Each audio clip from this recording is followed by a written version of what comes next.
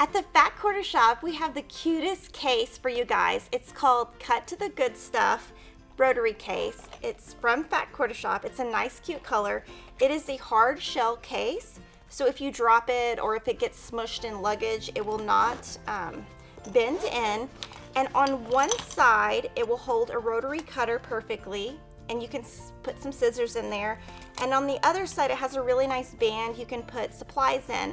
This is great for traveling, going to retreats, or even in your sewing room.